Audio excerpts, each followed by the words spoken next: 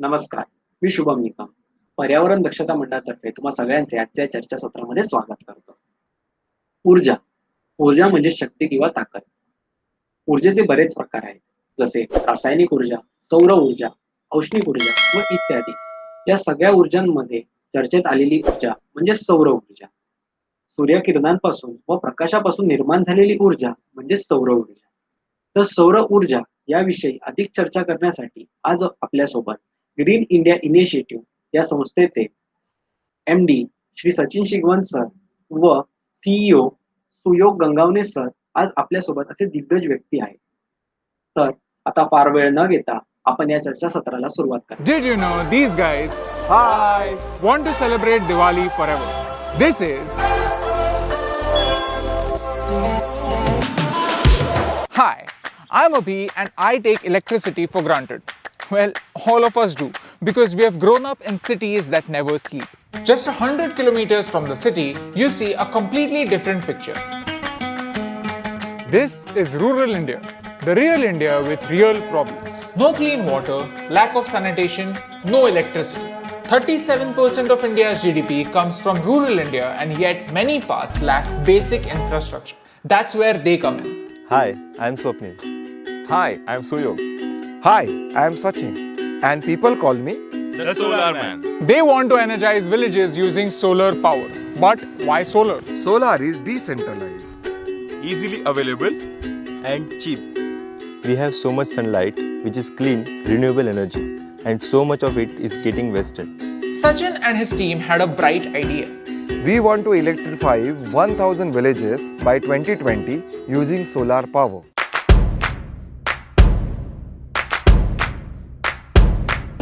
We work on the issues such as Electricity for education. This is an Anganwadi. In the summer it is too hot, so attendance is a big issue. थंडीत काय वाटत नव्हतं, पावसाळ्यात सुद्धा काय वाटत नव्हतं, पण जेव्हा उन्हाळा यायचा तेव्हा अंगणवाडीत बसायला सुद्धा वाटत नव्हतं.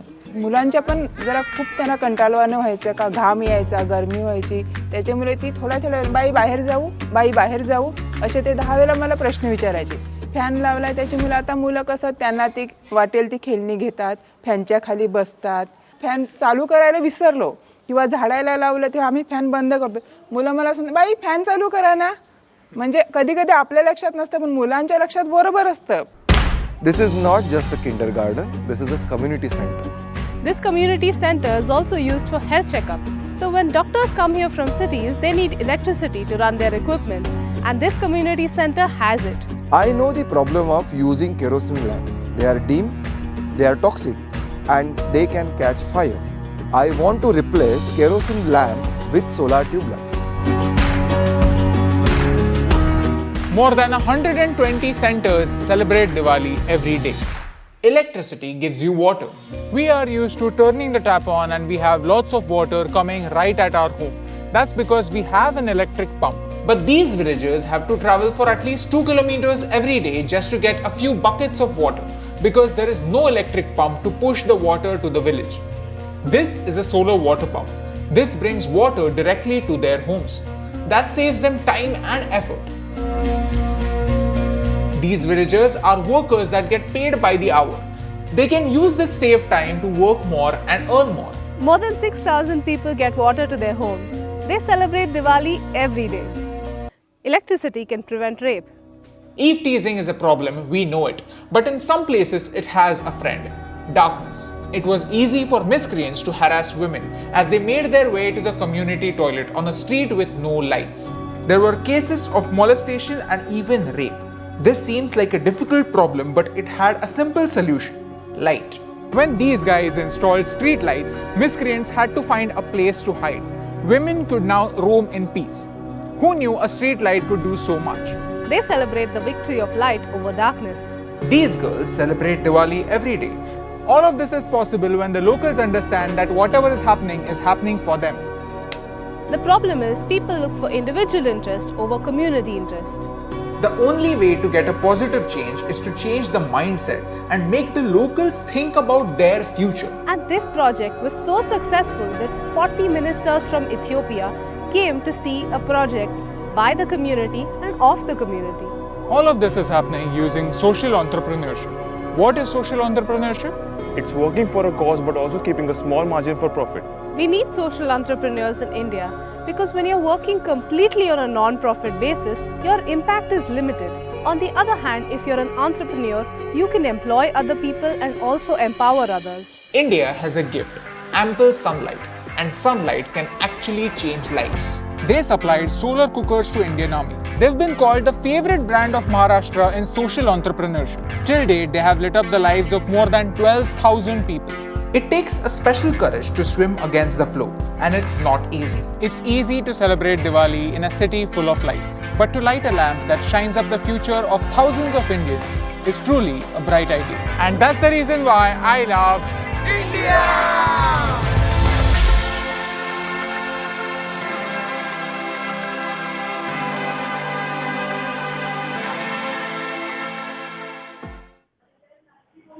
Global solar energy leadership award 2015, तसेच महाराष्ट्राचा favourite brand startup 2019, young social entrepreneurship award 2019, तसेच थिंक CSR 2020 सोशल एंटरप्राइज अशा बऱ्याच पुरस्कारांनी सर सन्मानित आहेत. तर सर, माझा पहिला प्रश्न असा आहे की सर, तुम्हाला हे अवॉर्ड्स का मिळाले आहेत? याचं समर्पक उत्तर जे देऊ शकतील ते आमचे संस्थेचे जे CEO आहेत, सुयोग बनवणे, ते आपल्याला फार सुंदर प्रकारे त्याचं उत्तर देऊ शकतात. सर थँक्यू सर हे सांगण्याबद्दल. आणि मी सुरू करू इच्छितो आमच्या कंपनीच्या स्टार्ट पासून जी जर्नी आहे. म्हणजे आमची कंपनी सुरू झाली 2014 पासून आणि आता कंपनीला 6 वर्ष पूर्ण होत आली आहेत. आणि आपण बघतोय की आमची एक सोशल एंटरप्राइज आहे. आमची एक फॉर प्रॉफिट कंपनी असली तरी आम्ही जे काम करतो ते रुरल डेव्हलपमेंट, कम्युनिटी डेव्हलपमेंट ह्या सेक्टरमध्ये असल्या कारणाने आम्ही त्याला एक सोशल एंटरप्राइज असं एम्ब्लेम त्या कंपनीला आहे. आणि ते सोशल वर्क केल्यामुळे आमचे सोशल वर्क ते लोकांनी रेकग्नाइज केलं आणि त्या रेकग्नायझेशनमुळे एवढे सगळे अवॉर्ड, एवढे सगळे रेकग्निशन आम्हाला 6 वर्षात भेटले आहेत. आणि तर आमची कंपनी ही सोशल एंटरप्राइज कशी झाली? सो असे एक इन्स्टन्सेस होते. इलेक्ट्रिसिटी हा खूप मोठा प्रॉब्लेम होता. इलेक्ट्रिसिटी बिल्स पे करायला खूप खाटाटोप करावा लागायचा. त्यानंतर इलेक्ट्रिसिटी तर काय काय प्रॉब्लेम्स यायचे. त्याच्यामुळे हा सगळा सिनॅरिओ बिल्ड झाला आणि आपण सेक्टरमध्ये बघतो की खूप सारे प्रॉब्लेम्स त्यांना येतात, ज्यामध्ये त्यांना इलेक्ट्रिसिटी नसते, त्यांच्याकडे वीज नसल्या कारणाने त्यांना त्यांची ग्रोथ स्टॅग्नंट होते आणि त्यांना आयुष्यात पुढे काही करता येत नाही. सो इलेक्ट्रिसिटी मेन पार्ट आपण जर कॉन्सन्ट्रेट केला तर त्याला आपण कसं पुरेपूर ह्या गावकऱ्यांना देऊ शकतो किंवा ह्या अर्बन स्लम्सला देऊ शकतो, ज्यांनी ह्यांच्या ग्रोथमध्ये वाढ होईल आणि हे आपल्या आयुष्यात काहीतरी करू शकतात. तर ऑनग्रिड जे आहेत त्या ऑनग्रिडला तिथपर्यंत घेऊन जाणं हे पॉसिबल नाहीये आणि हे गव्हर्नमेंट जे काम करते ते हळूहळू चालूच आहे. बट आपल्या हिशोबाने आपण कसं कॉन्ट्रीब्युट करू शकतो एक रिन्युएबल एनर्जी सोर्सनी आणि एन्व्हायरमेंटला हार्म न करता, कोणाच्याही प्रॉपर्टीला हार्म न करता, एक्सपेन्सेस पण कसे वाचवून आपण एक इनोव्हेटिव्ह टेक्नॉलॉजी ह्या सेक्टरमध्ये आणू शकतो आणि त्याचा उपयोग करून सर्वांना electricity which is without interruptions आणि विदाउट बिल्स ही आपण कशी प्रोव्हाइड करू शकतो ह्यांनी सगळ्यांचे बेनिफिट होईल. 2014 पासून 6 वर्षात खूप सारे इनोव्हेशन झाले. त्यानंतर खूप सारं कार्य झालं. अराउंड 175हून जास्त गावं आम्ही डेव्हलप केलेली आहेत. त्यामध्ये अंगणवाडीज पण आहेत, शाळा पण आहेत, गावं पण आहेत, होलिस्टिक डेव्हलपमेंट पण आहे. त्यामध्ये खूप सारे इश्यूज आम्ही त्या गावकऱ्यांचे बघितले जे वॉन्ट्स मध्ये नसता, जे नीड्स मध्ये आहेत, जे त्या गावकऱ्यांना हवे नाही आहेत पण जे गरजू आहेत. तर त्या इश्यूजला कसं टार्गेट करून आम्ही त्यांना सोल्युशन देऊ शकतो ह्याबद्दल विचार करता करता खूप सारे सोल्युशन्स आमच्या समोर आले. त्यानंतर आपण जे बघतो की होम लाइटिंग सिस्टम किंवा शाळेत इलेक्ट्रिसिटी नसल्यामुळे स्टुडंटचा कम्फर्ट झोन जो असतो शाळेत येण्याचा, बसण्याचा, शिकण्याचा, तो निघून जातो आणि स्टुडंट शाळा सोडू लागतात. अटेंडन्स लेवल कमी होतो आणि इनडायरेक्टली त्या गावाचा प्रोग्रेस कमी होतो. त्यामुळे आम्ही पूर्ण सिनॅरिओ अभ्यास करता आम्हाला कळालं की electricity plays a major role आणि आम्ही त्या शाळेत off grid system, mini grid system हे लावू लागलो. आणि ते लावता लावता आम्ही हा इम्पॅक्ट बघितला की शाळांमध्ये पोरं परत येऊ लागली, गर्ल्सचे अटेंडन्स इन्क्रीज झालं, त्यानंतर पर्सेंटाईल इन्क्रीज झालं, जे ई लर्निंग किंवा डिजिटल हा शिक्षण आहे त्याच्यावर जास्त प्रेशर देऊन लोक इनोव्हेटिव्ह वेनी मुलांना शिकवू लागली आणि त्या हा हिशोबाने मुलांचं ग्रोथ चांगलं म्हणजे ग्रोथ चांगलं होऊ लागलं. त्यानंतर आम्ही हा वेगळा सिनेरिओ हे केला की जे अंगणवाडी हे होत्या त्यांना गव्हर्नमेंटचं प्रोव्हिजन नव्हतं की त्यांना ते फक्त दिवसा ढवळ्या चालतात आणि त्यानंतर त्यांना काही रिक्वायरमेंट नसते. पण आपण ही गोष्ट विसरतो की anganwadi is the main centre where health checkups होतात, त्यानंतर मुलींची ट्रेनिंग होते, त्यानंतर बायकांची काळजी घेतली जाते. तर ह्या सेंटर्सला जर इलेक्ट्रिसिटी नसेल तर डॉक्टर्स जे व्हिजिट करतात किंवा स्किल डेव्हलपमेंट, व्होकेशनल डेव्हलपमेंट ट्रेनिंगसाठी जी लोक येतात त्यांना एक कम्फर्टेबल स्पेस नसते त्यांना शिकवायला, त्यांच्यातून एक इनोव्हेटिव्ह ऑन्टरप्रेन्योर घडवण्याचा. सो तो एन्व्हायरमेंट कसा आपण देऊ शकतो, तर आम्ही सोलार मिनी ग्रिड सिस्टम बसवले. त्यांना लाईट्स, फॅन्स, ई लर्निंग, त्यांचं जे काही सिविंग मशीन आहेत, अगरबत्ती मेकिंग हे आहे मशीन आहे, फ्लॉर मेकिंग मशीन आहे, ते सोलार थ्रू चालू लागलं. आणि त्यांचं जे प्रोडक्शन होतं जे ते लोक मॅन्युअली काढायचे किंवा इंटरप्टेड इलेक्ट्रिसिटीमध्ये करायचं हे करायचे काढायचे, ते दुप्पट तिप्पट वाढू लागलं आणि त्यांचं इकॉनॉमिक स्टेबिलिटी, केपेबिलिटी खूप वाढू लागली. सो हा एक सिनारिओ अंगणवाडीज आणि शाळेत हे झाला, बिल्ड झाला. त्यानंतर जे पाथवेज होते गावाचे, आपण जर बघतो की शेतकरी ह्याचं शेत अराउंड 1 किलोमीटर 2 किलोमीटर त्याच्या घरातून लांब असतं आणि तिथे ट्रॅव्हल करायला त्याला काही म्हणजे व्हेकल काय करतात की 4:30-5 ला काम वाइंड अप करून 6च्या पहिली आपल्याला घरी कसं ना कसं तरी पोहोचायचं आहे, कारण की आपलं पूर्ण गाव काळोखात पडतं.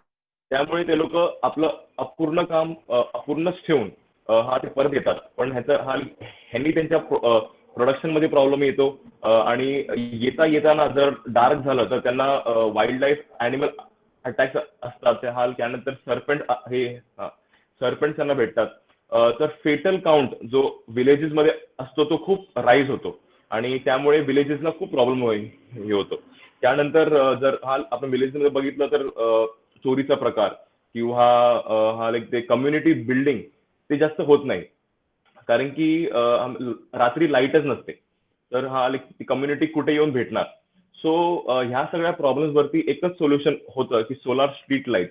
आता आपण जे ट्रेडिशनल स्ट्रीट लाईट बघतो त्याला असते बॉक्स टाईप बॅटरी. आता ही टेंडन्सी आहे लोकांची की ते बॉक्स टाईप बॅटरीमध्ये बॅटरी काढून ते लोक आपल्या घरी घेऊन जातात यूज करण्यासाठी.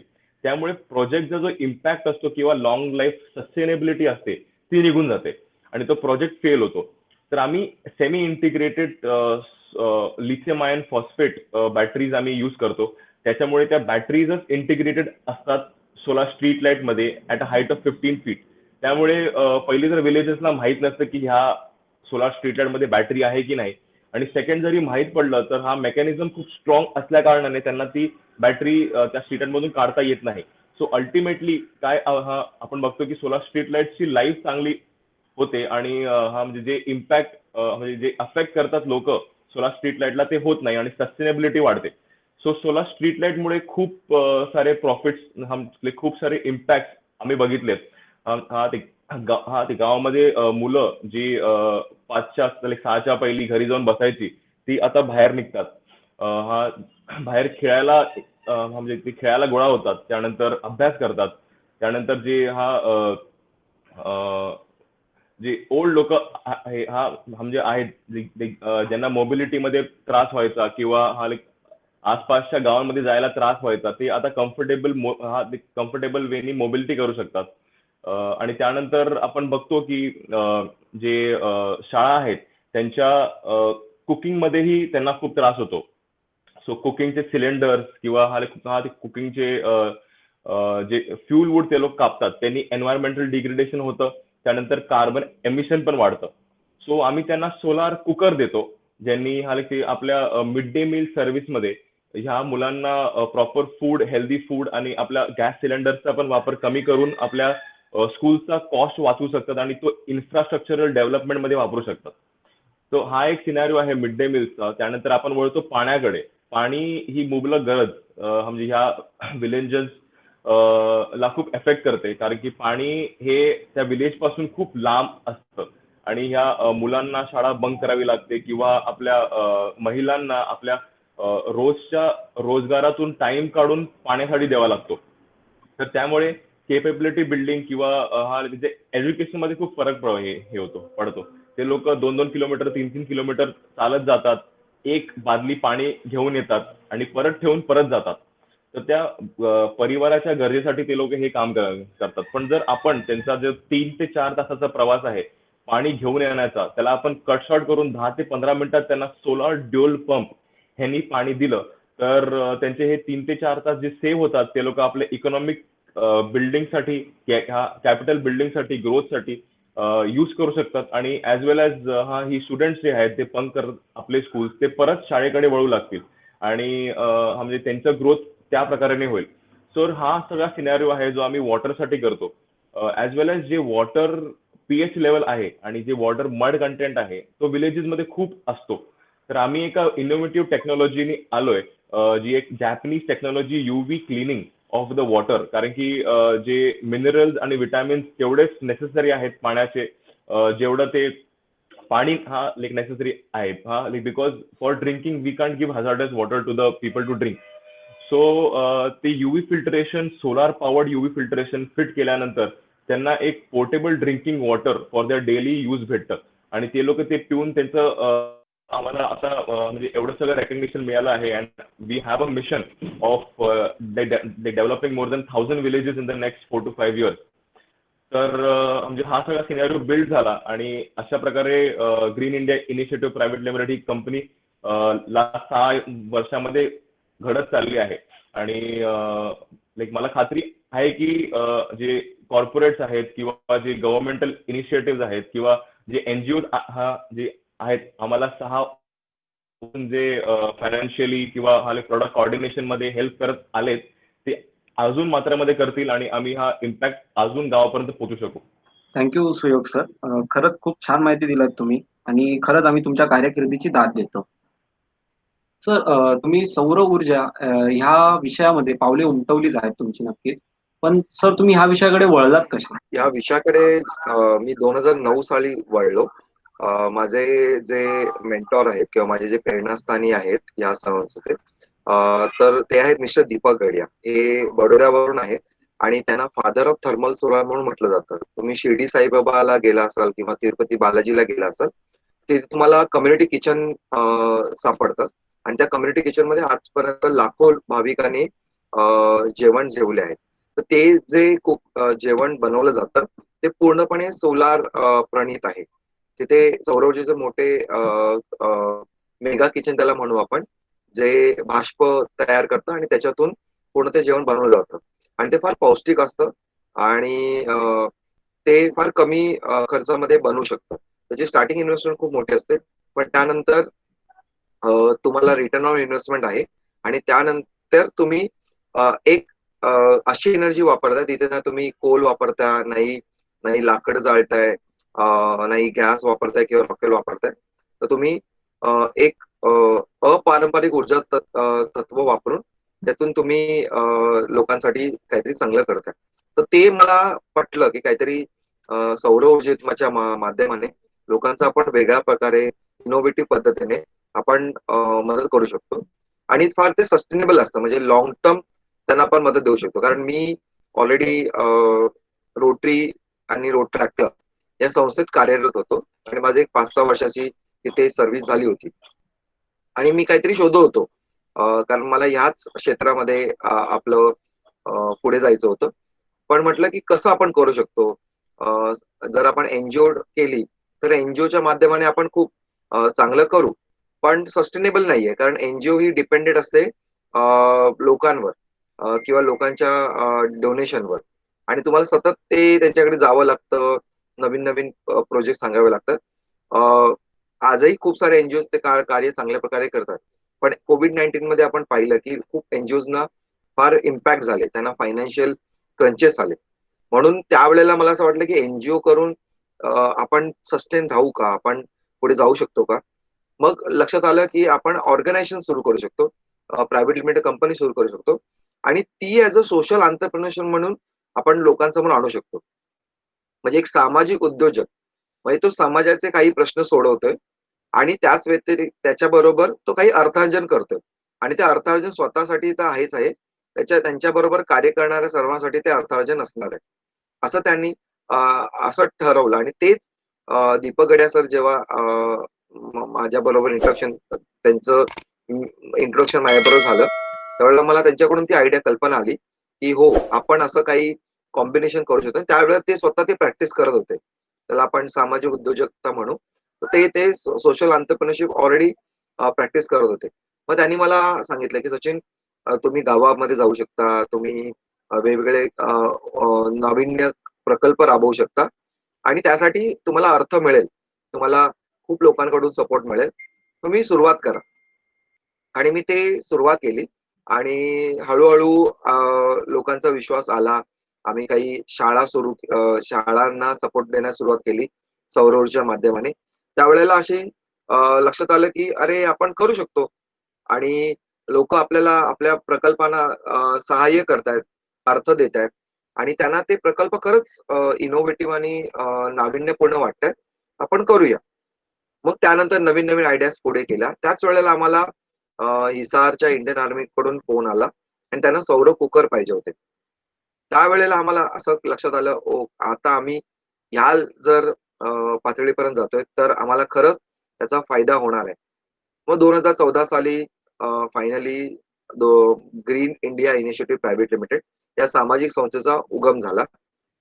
काही माझे मित्र होते, अल्पेश गुरव आहेत, त्यानंतर अभिषेक दवे आहेत, यांच्या मदतीने मी संस्था सुरू केली आणि 2016 साली सुयोग गंगावणे माझ्या संस्थेला जॉईन झाले. त्यावेळेला ते ट्रेनी म्हणून होते, पण हळूहळू त्यांनी एवढी प्रगती केली, त्यांनी सगळं समजून घेतलं, त्यांनी गावागाव जाऊन कामं केली.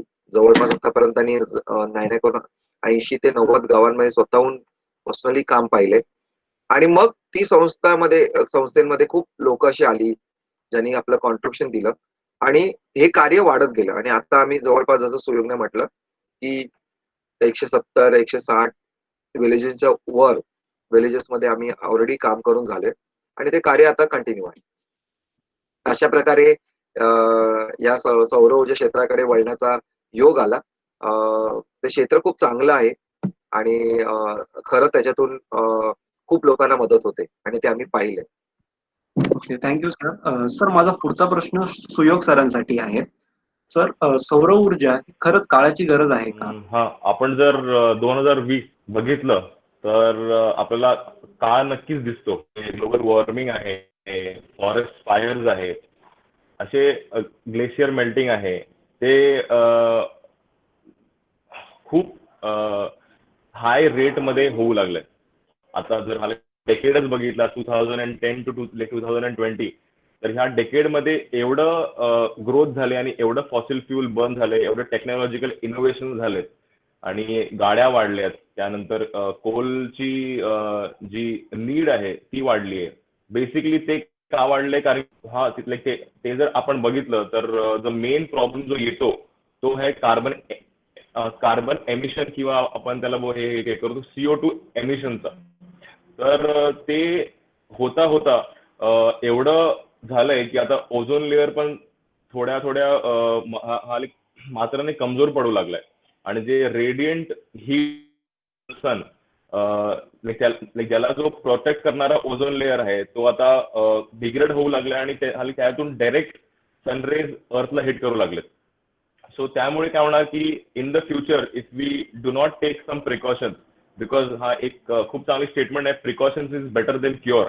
कारण की प्रिकॉशन्स जर आपण घेतले नाही तर आपल्याला असे डिसिजेस होऊ शकतात, असे स्किन डिसिजेस होऊ शकतात because of this radiant heat, ज्यांनी त्याला पण सॉल्व्ह करायला आपल्याला एक अँटीडोट शोधावं लागेल. सो असे problems, health hazard in the coming future येऊ शकतात आणि ह्युमन लाईफला जर आयुष्य वाढवायचं आहे किंवा अर्थचं आयुष्य हे वाढवायचं आहे तर आपल्याला नक्कीच क्लायमेट किंवा एन्व्हायरमेंटची काळजी घेतली पाहिजे आणि त्या प्रकारचे इनोव्हेशन किंवा त्या प्रकारचे टेक्नॉलॉजीज मार्केटमध्ये आणल्या पाहिजेत ज्या एवढं एमिशन करत नाहीत पण लोकांना तेवढंच प्रॉफिट देतात. तर सोलार ही एक बघितलं की सोलारचे एमिशन जे आहे ते टू झिरो आहे आणि त्याचं जे प्रोडक्शन आहे that with the coal. So basically ते जे प्रोडक्शन आहे सोलारचं that is to come equivalent of the coal production. आता 2011चा एक रिपोर्ट हा आहे, आता तो रिपोर्ट होणार आहे 2021 मध्ये.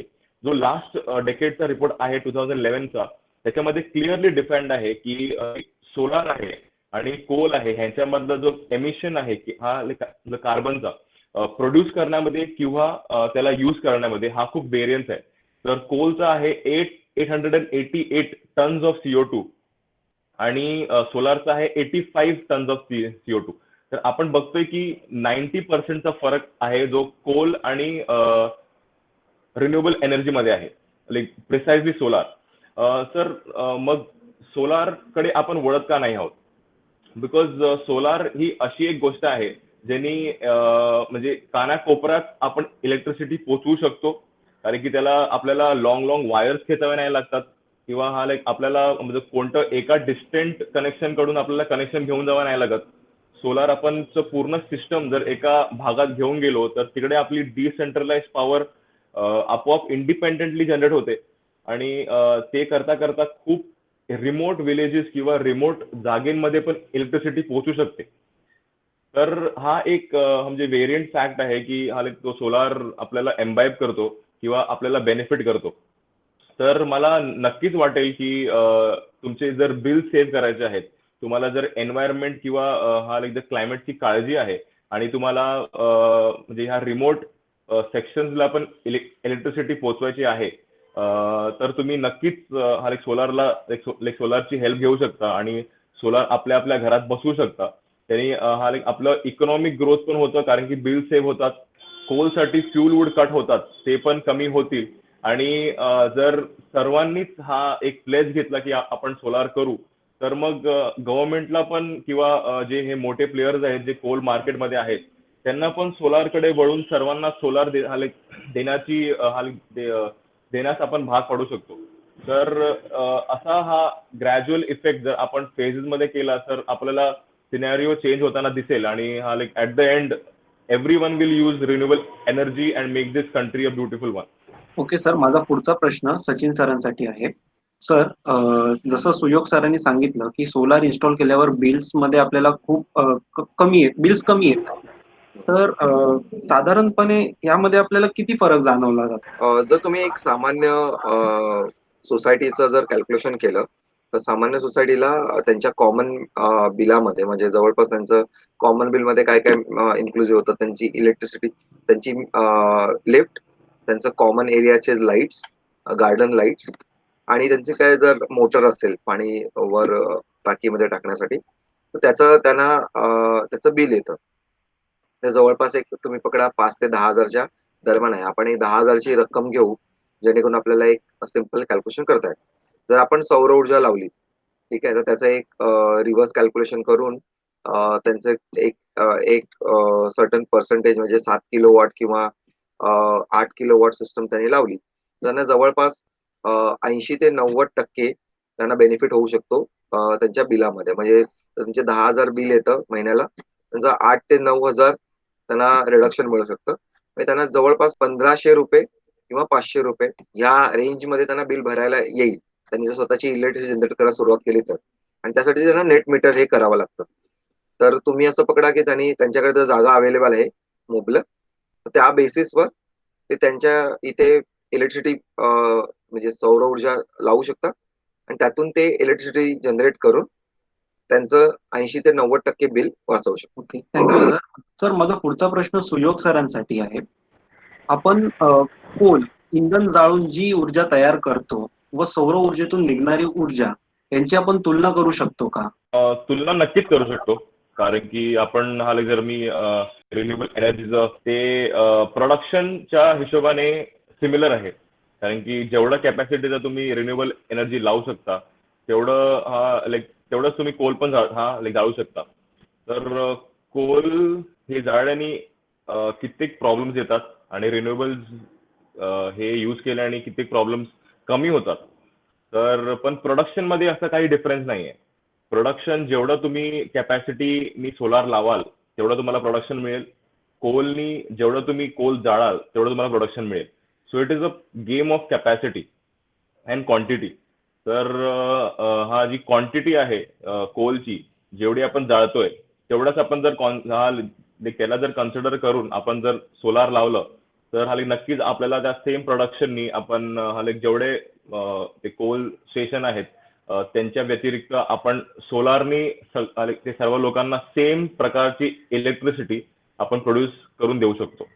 त्यामुळे असं in the form of product, in the form of efficiency किंवा in the form of emission खूप जास्त डिफरन्स आहे. तर जर आपल्याला क्लायमेटला प्रोडक्ट करायचं आहे किंवा एन्व्हायरमेंटला प्रोडक्ट करायचं आहे, प्रकारची इलेक्ट्रिसिटी देऊन पण आपण हे प्रोडक्ट करू शकतो in the form of solar energy किंवा रिन्युएबल एनर्जीचा मार्फत. तर त्यामध्ये काही डिफरन्स नाही. ओके सर, जसं तुम्ही म्हणालात की सौर ऊर्जा ही पर्यावरण वाचवते किंवा त्याला आपण ग्रीन एनर्जी असेही म्हणू शकतो. तर माझा पुढचा प्रश्न सचिन सरांसाठी आहे. सौर ऊर्जा ही खरंच ग्रीन एनर्जी आपण असं म्हणू शकतो का? कारण की सौर ऊर्जेसाठी जे आपण सोलार पॅनल्स बनवतो त्यासाठी आपण सिलिकॉन हा धातू वापरतो.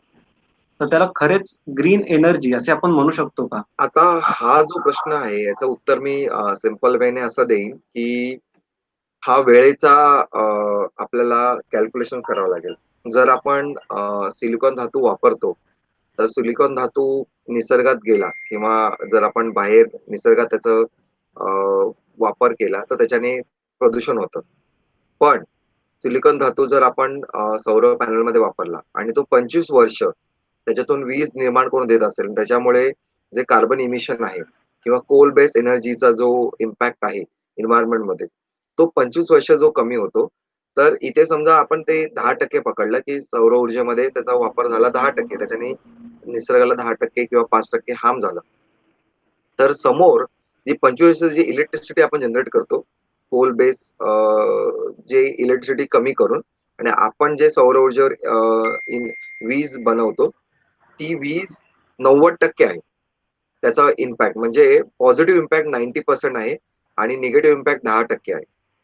तर ह्याचा जो कॅल्क्युलेशन केल्यानंतर आपल्याला कळेल की आपण 25 वर्ष जो निसर्गाला सपोर्ट केला तर ते आपण ज्या इलेक्ट्रिसिटी जो सिलिकॉन आपण वापरला तो प्रोडक्शन मध्ये वापरला आणि तो तो लिमिटेड काळासाठी त्याचा इम्पॅक्ट निसर्गावर आहे. पण जर तुम्ही लॉंग टर्म मध्ये एन्व्हायरमेंट मध्ये जो इम्पॅक्ट आहे सौर ऊर्जेच्या माध्यमाने त्याचा बेनिफिट पाहिला तर आपल्याला लक्षात येईल की तो जास्त आहे, तो जास्त इम्पॅक्टफुल आहे. त्याच्यामुळे आपल्याला हे पाहण्याची गरज आहे की आता जर आपण कुठलंही प्रोडक्शन बघितलं, जसं आपल्याला क्लोथ्स बनतात आपले स्वतःचे किंवा आपण आपले लॅपटॉप बनतात, आपले जो कोणत्याही प्रकारचं प्रोडक्शन जेव्हा काढलं जातं त्याच्यामध्ये निसर्गाला 5 ते 10% कुठे ना कुठेतरी हानी होतेच आहे. त्याच्याहून जास्तच म्हणा की होते. केमिकल इंडस्ट्रीमध्ये म्हणा किंवा इतर जे हझार्डियस प्रोडक्शन आहेत तिथे तर 70-80% पर्यंत निसर्गाला हानी होते. पण सौर ऊर्जा आपण ग्रीन म्हटल्यामुळे त्याच्यात आपण विचार करतो की ते बनवताना काय हे करतं. तर काही ना काही गोष्टी तर बनवताना प्रोडक्शन मध्ये निसर्गाला हानी होणारच. कारण जेव्हा आपण प्रोड्यूस करतो, जेव्हा आपण स्वतःचं प्रोडक्शन तयार करतो जे निसर्गाने दिलेलं नाहीये, आपण मानव निर्मित आहे, तिथे निसर्गाला हानी होणार. आणि म्हणून ह्याच्यामध्ये जेव्हा सिलिकॉन वापरलं जातं तिथे निसर्गाला हानी होते. पण त्याच्या कंपॅरेटिव्ह मध्ये 25 वर्ष जे आपल्याला चांगले इम्पॅक्ट मिळतात निसर्गावर, निसर्गाला पॉझिटिव्ह इम्पॅक्ट मिळतात, तर ते कंपॅरेटिव्हली हाय आहे. त्याच्यामुळे आपल्याला जो सिलिकॉनचा जो इम्पॅक्ट आहे तो लो म्हणावा लागेल. म्हणून ग्रीन आणि अपारंपरिक ऊर्जा तत्व आहे. आपलं गव्हर्नमेंट किती एनकरेज करते आणि याच्यावर सबसिडी काय? नक्कीच आपण जर बघितलं तर गव्हर्नमेंट थ्रू या काही 15-20 वर्षामध्ये सोलारची जे एनकरेजमेंट आहे ती खूप वाढ इन कम्पॅरिझन टू पहिली वर्ष. जे एनकरेजमेंट थ्रू गव्हर्नमेंट ही खूप ड्रास्टिकली चेंज झाली आहे depending on the environmental degradation, climate need etcetera. तर आता ते लोक लोकांना, प्रायव्हेट एंटिटीजला, सोशल एंटरप्राइजेसला किंवा गव्हर्नमेंटचे तर ते हाली खूप एन्थुसियास्टिकली एनकरेज करू लागलेत in the form of taking solar and implementing the solar project into the market. काय झालंय की एका स्थित वर्षापूर्वी अनऑर्गनाइज सेक्टर होतं ते 1 ते 2 वर्षापूर्वी हे ऑर्गनाइज सेक्टर झालेलं आहे. आणि जे काही स्कीम किंवा जे होत्या in the form of encouragement through to do the solar project ते आता कमी होऊ लागल्यात. आणि ह्याच्यामध्ये खूप सारे फार्मर्स आहेत किंवा नीच मार्केट आहे जिकडे ह्याची मूलभूत गरज आहे तिथे आतापर्यंत खूप साऱ्या सबसिडीज किंवा खूप साऱ्या स्कीम्स चालू आहेत ज्यांनी सोलार एनकरेजमेंट दिलं जातं ह्या लोकांना की सोलार घ्या आणि तुमच्या डिसेंट्रलाइज पॉवरनी तुमची कामं करा. सो गव्हर्नमेंट खूप सारा सपोर्ट करू इच्छिते ॲज वेल एज त्यांचं जे प्रोडक्शन आहे ते खाली they have a target of around 175 gigawatt हाल जे त्यांना कम्प्लीट करायचं आहे त्यांच्या पण हाल ते टार्गेटवरती लीड करतायत आणि त्यांना पण म्हणजे जे टार्गेट सिच्युएट केले त्याच्यापेक्षा ते फास्ट काम करतायत असं असा एक रिसेंटली रिपोर्ट निघालाय.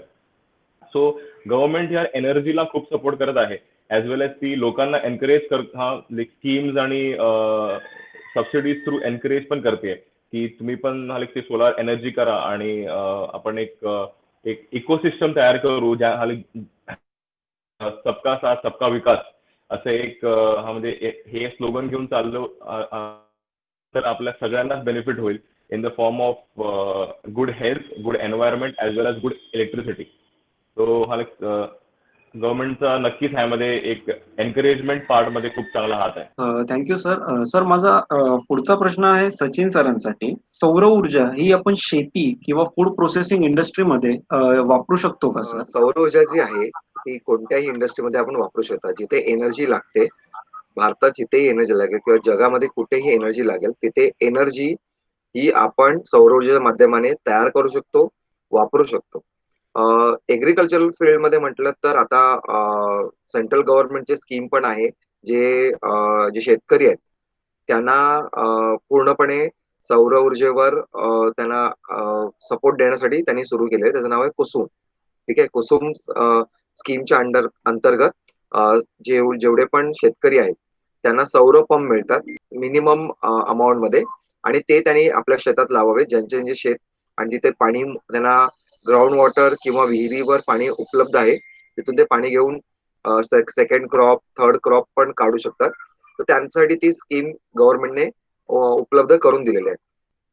आणि शेतकरी समजा सौर ऊर्जेवर जेव्हा वीज चालवतो तेव्हा तिथे ना त्याला डिझेल इंजिनची गरज लागते जेणेकरून त्याचं डिझेलचं कन्झम्पशन कमी होतं किंवा त्याला इलेक्ट्रिसिटी ची गरज लागते. तर ती वीज आहे नॉर्मल जी कोल बेस वीज आहे त्याची कन्झम्पशन पण कमी होतं. आणि जर त्यांनी सौर ऊर्जा वापरली तर त्याला कॉन्टिन्युअस पॉवर मिळते आणि त्यांचे मोटर चालू शकतात किंवा तिथली जर रात्रीची वीज त्यांना गरज असेल तर ती ते वापरू शकतात. आणि ऍग्रिकल्चरचा फायदा काय होतो की शेतकरी पूर्वी एकच क्रॉप काढायचा म्हणजे मोस्टली कोकणात जर तुम्ही पाहाल तर फक्त भात व्हायचा कारण पावसाळ्यात मुबलक पाणी मिळायचं. पण त्यानंतर कुठल्याही पद्धतीने आपण शेती पूर्वी व्हायची नाही. पण आता कसं झालंय की पाणी पण उपलब्ध होऊ शकतं. सौर ऊर्जेच्या माध्यमाने आपण दुरून पाणी आपल्या शेतात आणू शकतो आणि त्यामुळे दुसरं प्रोडक्शन सुद्धा काढू शकतात. शेतकऱ्यांची आय वाढू शकते, इन्कम वाढू शकते. जर तुम्ही म्हणाल फूड प्रोसेसिंग इंडस्ट्रीमध्ये हो, आता सौर ऊर्जेवर तुमचे कोल्ड स्टोरेज सुद्धा बनतात. तर किंवा तुम्ही जसं आपण सुकामेवा म्हणतो किंवा काही असे आपल्याकडे पदार्थ आहेत जे आपण सुकवून आपण विकतो. जर आपण कोकणात म्हटलं तर आंबावडी आहे किंवा काजूचे मनुके हे जे सुकवून आपण ते सुकामेवा तयार करतो. तर त्यासाठी आपल्याकडे सौर ड्रायर आहेत ज्याच्यातून आपण ते करू शकतो. फूड प्रोसेसिंग मध्ये आपल्याला कोल्ड स्टोरेज लागतात ते सौर ऊर्जेवर आता बनवू शकतात. किंवा जो सोलार कुकर आहे त्या सोलार कुकरच्या माध्यमाने तुम्ही हे सगळे जे प्रोडक्ट आहेत त्यांना आपण भाजून किंवा परतवून ठेवू शकता आणि ते लॉंग टर्म साठी वापरू शकता. भाज्यांना आपण कोल्ड स्टोरेज मध्ये ठेवू शकता. अन्नधान्यांना आपण जे सुक्या जागी ठेवू शकता, जिथे सौर ऊर्जेच्या माध्यमाने तुम्ही एक प्रॉपर वातावरण तयार केलं असेल आणि ते त्या स्टोरेजमध्ये आपण खूप काळासाठी लाँग टर्म पिरियडसाठी आपण त्यांना ठेवू शकता, साठवून ठेवू शकता. तर असं शेतकऱ्यासाठी किंवा शेतीसाठी सुद्धा सौर ऊर्जा फार कारगर होत चालली आणि आता शेतकऱ्यांना सुद्धा कळून उरलंय, की सौर ऊर्जा जी आहे ती आपल्याला आपल्या शेतासाठी लाँग टर्मसाठी फायदेमंद आहे.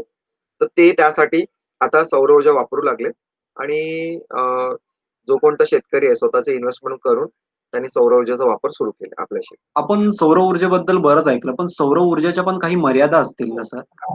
सौर ऊर्जेच्या मर्यादा आहेत. काही मर्यादा अशा आहेत, की आपण सगळीकडे सौर ऊर्जा नाही लावू शकत. जर समजा माझ्याकडे जागाच नसेल, तर मी सौर ऊर्जेचे पॅनल कुठे लावणार? ते एक जागेची अडचण म्हणून सौर ऊर्जेचं आपण पाहू शकतो. पण आता काय झालंय, की वेगवेगळ्या प्रकारचे आपल्याकडे आता ऑप्शन्स आले. जसं तुम्ही छत जे आहे, ते छताला पूर्ण सौर ऊर्जा पॅनल्स लावून छत आणि एनर्जी जनरेशन चा सोर्स असं दोन्ही गोष्टीसाठी वापरू शकता. त्यानंतर आता ईव्ही मशीन ईव्ही व्हेइकल्स मार्केटमध्ये येत आहेत. तर ईव्हीला सुद्धा चार्जिंग करण्यासाठी म्हणजे इलेक्ट्रिकल व्हेइकल्स आता लोकांच्या पसंतीला ठरतायत. तर त्याला चार्ज करण्यासाठी जो सौर ऊर्जा तुम्ही वापरू शकता. पण त्याचं पण लिमिटेशन्स आहेत. कारण सौर ऊर्जा गतीने कधीही एनर्जी जनरेट करत नाही. त्याला वेळ लागतो. म्हणजे आपण 4 तासात समजा 1 किलोवॉट सिस्टम लावला असेल, तर 4 तासात 4 युनिट जनरेट होतात. तर ते त्याचा प्रोसेस स्लो आहे. त्यानंतर त्याला जागा लागते, त्याला इन्फ्रास्ट्रक्चर लागतं. कुठे समजा सौर ऊर्जा लावायची असेल, तर त्याला तेवढी जागा लागते. समजा आणि एखादी सोसायटी आहे. त्यांच्या त्यांच्या टेरेसवर जागा फक्त समजा 1000 स्क्वेअर फीट आहे. तर 1000 स्क्वेअर फीटमध्ये 10 किलोवॉट सिस्टम लावू शकतात. पण त्यांचं कन्झम्पशन पर डे 40 युनिट आहे आणि त्यांना त्यांच्याकडे जागा 100 युनिट समजा त्यांच्याकडे कन्झम्पशन आहे. त्यांच्याकडे जागा 1000 स्क्वेअर फीटची आहे. म्हणजे 10 किलोवॉट सिस्टम लावू शकतो. म्हणजे त्यांना दिवसाला एक 40 युनिट बनतायत. तर त्यांची रिक्वायरमेंट्स 100 आहे आणि त्यांचे 40 युनिट बनतायत. तर त्याच्यामुळे काय होतं, की त्यांना जो गॅप आहे, तो भरता येत नाही. तर त्यांना त्यांना फक्त मिळतं 40 युनिट आणि 60 युनिटचे त्यांना पैसे पे करावे लागतात. त्याच्यामुळे त्यांना तो फिजिबल नाही होत कधी-कधी. तर फिजिबिलिटी हा पण आहे. पूर्वी निगेटिव्ह असं होतं, की सौर ऊर्जेमध्ये फार जास्त इन्व्हेस्टमेंट होती. आता तो एक पॉइंट कमी झालाय. आता खूप सौर ऊर्जेचं जे प्राईस आहे मार्केटमध्ये ती फार कमी खाली आले आणि आता कोणालाही ती परवडते. इंडिव्हिज्युअल व्यक्तीला सुद्धा घरी जर सौर ऊर्जा लावायची असेल, ते परवडेल. फक्त आता एवढंच राहिलंय, की एफिशियन्सी अजून वाढावी. सौर ऊर्जेच्या पॅनलची एफिशियन्सी अजून वाढलेली नाहीये. ती त्याच्यावर काम चालू आहे. एफिशियन्सी वाढली तर एनर्जी बनण्याचा जो रेशो आहे, तो वाढेल आणि त्याच्यामुळे ते फास्ट होईल थोडं आणि दुसरं जागेची मुबलकता. ते आता हळू-हळू सोल्युशन ते काढलं जातंय. जसं आपल्याकडे समुद्र सपाटी आहे, आपल्याकडे नद्या आहेत, नाले आहेत. तर त्याच्यामध्ये आपण सौर ऊर्जा फ्लोटिंग कसं ठेवू शकतो. तर त्याच्यावर आता खूप साऱ्या लोकांनी एक ऑलरेडी एक्सपेरिमेंट करून झालेत आणि त्या एक्सपेरिमेंटमुळे त्यांना असं दिसलंय, की सौर ऊर्जा फ्लोटिंग सुद्धा चालते आणि ते चालतंय. आणि दुसरं शेवटचं चॅलेंज आहे, की सौर ऊर्जेत जेव्हा 25 वर्षानंतर जे पॅनल्स आहेत, त्याचं डिसमेंटल आणि त्याचं रिसायकलिंग हा आता सध्या चॅलेंज आहे. पण लवकरच काही सामाजिक उद्योजक येतील आणि ऑलरेडी लोकांचा अभ्यास चालू आहे. तर ते रिसायकलिंगवर काम करतील. मग तुमचा जो प्रश्न होता, की सिलिकॉन आपण सौर ऊर्जेमध्ये वापरतो. तर ते लँडफिलमध्ये न जाता जर ते रिसायकल झालं, तर तो इम्पॅक्ट निसर्गावर होणार नाही. तर तो निगेटिव्ह इम्पॅक्ट पण वाचेल. ओके सर, मग आपण सौर ऊर्जेला एक वन टाइम इन्व्हेस्टमेंट असं म्हणू शकतोच. तर सर जर समजा आपण सगळेच सोलारकडे शिफ्ट झालो, तर भारताला लागणारी एकूण विजेची जी गरज आहे, तर ती गरज आपण भागवू शकतो का? म्हणजे सौर ऊर्जा ही भारताची गरज भागवू शकते का पूर्णपणे? जर पाहायला गेलं ना, तर भारताची 3 ते 4% जमीन जर आपण सौर ऊर्जा म्हणजे सौर पॅनल लावले आणि ते वीज जनरेशन करून आपण सर्व गावांना, शहरांना जर आपण द्यायला सुरुवात केली, तर आपलं भारताची जी ऊर्जाची रिक्वायरमेंट आहे, ती पूर्ण होऊ शकते. पण ते थोडं शक्य नाहीये, कारण ते फार लार्ज स्केलवर करणं डिफिकल्ट आहे. म्हणून भारत सरकार जे छतांवर सौर ऊर्जा लावायचं आहे, तर इंडिव्हिज्युअल सोसायटी किंवा संस्था ज्यांच्या स्वतःचे जागा आहे, ज्यांच्याकडे रूफ आहे, त्यांना प्रोत्साहित करते. त्यांना सांगते, की तुम्हाला पूर्वी त्यांना प्रोत्साहित करण्यासाठी सबसिडी सुद्धा ठेवली होती. आता ती हळू काढून घेतली. कारण सौर ऊर्जा काही वर्षापूर्वी एक असंघटित क्षेत्र होतं आणि आता ते संघटित क्षेत्र म्हणजे ऑर्गनाइज सेक्टर तुम्ही म्हणा, जे झालं आहे. त्याच्यामुळे ऑर्गनाइज सेक्टर झाल्यामुळे आज अ, सौर ऊर्जेची सबसिडी आहे ती सरकारने काढून घेतली. यासाठी नाही काढून घेतली, की कोणाला बेनिफिट नाही द्यायचंय. तर बेनिफिट द्यायचं आहे. पण आता सबसिडी देण्याचा काही गरज नाही. कारण आता सौर ऊर्जेचे जे प्राईस आहे, ते ऑलरेडी खाली आले. जर तुम्हाला स्वतःला इंडिव्हिज्युअल लेव्हलला जर सौर ऊर्जा लावायची असेल, तर आता फार तुमच्या बजेटमध्ये ते येऊ शकतं आणि तुम्ही तुमच्या घरासाठी वापरू शकता. तर विलेजेसना सुद्धा आपण त्याच्यावर सपोर्ट करू शकतो. आम्ही स्वतः सुद्धा मिनी ग्रिड्स गावागावासाठी लावल्या. त्या गावाला काय नीड असते? तर आपल्याकडे लक्झरी आहे. शहरात काय करतात, की प्रत्येकाच्या घरात 2-2, 3-3 फॅन, खूप साऱ्या एल-ई-डी लाईट्स, आपल्याला फार असं उजेड-उजेड लागतो ना. गावामध्ये एका घरात एक एक त्याने बल्ब लावला एका रूममध्ये, एका रूममध्ये फॅन लावला, कुठेतरी दुसरीकडे एक बल्ब लावला. असे त्याचे 3-4 बल्ब, 2-4 फॅन एवढी त्यांची रिक्वायरमेंट असते. त्याच्यामुळे तुम्ही एक मिनी ग्रिड जरी त्या गावाला तयार करून दिला, मग तो कॉर्पोरेटच्या माध्यमाने असो किंवा गव्हर्नमेंटच्या माध्यमाने असो. समजा एखादं गाव डोंगरावर आहे, तिथे ग्रिड नाही घेऊन जाऊ शकत समजा खूप मोठ्या पद्धतीने. तर आपल्याला खूप पोल्स वगैरे आणि ग्रिड लावावे लागतात आणि ते ग्रिड ग्रिड म्हणजे जे मोठे-मोठे वायरी आणि इन्स्टॉलेशन्स होतात. ते तुम्ही मोठे-मोठे पोल पाहिले असतील. जिथून ती वायर अशी जात असते. त्यात समजा कुठे ती वायर जाताना त्याच्यावर झाड पडलं किंवा त्याचं काही पावसामुळे ते ग्रिड डिस्कनेक्ट झाली, तर ते पुन्हा कनेक्ट करायला फार वेळ जातो. तर त्याच डोंगरावर एक मिनी ग्रिड सिस्टम, सौर ऊर्जेची चालणारी सिस्टम लावून दिली. तर त्याच्यामुळे पूर्ण गावाला वीज मिळू शकते आणि जसं सुयोगने थोड्या वेळापूर्वी सांगितलं, की स्ट्रीट लाईट सगळीकडे लावल्या. त्याच्या माध्यमाने सुद्धा 5-5 वर्ष, आता तर 5 वर्ष स्ट्रीट लाईट खूप चांगल्या चालतात. आता मेड इन इंडिया प्रॉडक्ट्स येऊ लागलेत. पूर्वी आपण काही अशा देशातून इम्पोर्ट करायचो. ते प्रॉडक्ट्स एवढे चालायचे नाहीत, चांगले नव्हते. पण आता भारत स्वतः चांगल्या प्रकारे मॅन्युफॅक्चर करू लागलाय आणि भारताला स्वतःची नीड पण कळली. मग गावागावामध्ये जर आपण खूप इनोव्हेटिव्ह आणि सस्टेनेबल प्रॉडक्ट लावले, तर भारताचंच भलं होईल. म्हणून आता जेवढे पण मॅन्युफॅक्चरर आहेत, ते 5-5 वर्षाची वॉरंटी सकटच प्रॉडक्ट देतात. मग बॅटरी असो, इन्व्हर्टर असो, स्ट्रीट लाईट असो, सौर पॅनल तर 25 वर्षाचं प्रोडक्शन वॉरंटी असते. जोपर्यंत ते कोणी फोडत नाही. त्याच्यामुळे विलेजना खूप त्याचा फायदा होऊ शकतो. कारण विलेजमध्ये आजही लोड शेडिंग हा प्रकार आहे. शहरामध्ये आपल्याला 1 तास वीज गेली तर आपल्याला खूप त्रास होतो. पण तुम्ही विचार करा, हे विलेजेस किती किती तास विथआऊट वीज, अ, न वीज असता ते जीवन जगतात. केरोसिन लॅम्प अजूनही वापरले जातात. काही गावात तर वीज नसेल तर असेच दिवस काढले जातात. काही काही लोकांना विजेचं मीटर कसं घ्यायचं हे सुद्धा आजही कदाचित माहीत नसेल. अ, या मागच्या 5 वर्षात खूप फरक पडलाय. 5-6 वर्षात, की आज लोकांना वीज लोकांच्या दारादारापर्यंत आहे. पण आजही लोड शेडिंग हा प्रकार आहे. कारण जेवढी आपल्याला वीज पाहिजे, तेवढी आपण प्रोड्यूस करतो, पण ती सगळेच गावात जात नाही. आणि अ, काही लोकांना अफोर्ड पण नाही होत आजही. खूप लोकं मजुरी करणारी लोकं आहेत, तर त्यांना अफोर्डेबल नाहीये वीज. मग त्यांना जर आपण सौर ऊर्जा हा प्रकार जर कॉर्पोरेटच्या माध्यमाने किंवा गव्हर्नमेंटच्या काही स्कीमच्या माध्यमाने दिला, त्याचं बेनिफिट होऊ शकतो. नक्कीच. Thank so much sir. तुमच्यामुळे सर आज आपल्याला सौर ऊर्जा ह्याविषयी बरीच माहिती मिळाली आणि जसं तुम्ही सांगितलात, की आपल्याला आता स्वावलंबी व्हायची गरज आहे. कारण की भारताची जी गरज आहे ती सध्या तरी वाढतच चालली आहे. आणि जर आत्तापासून आपण सुरुवात केली तर उद्या कुठेतरी आपण त्या गरजेपर्यंत पोहोचू. तर खरंच थँक्यू सो मच सर. आज तुम्ही तुमचा मूल्यवान वेळ काढून आम्हाला वेळ दिल्याबद्दल व सौर ऊर्जेबद्दल बरीच माहिती दिल्याबद्दल थँक्यू सो मच सर.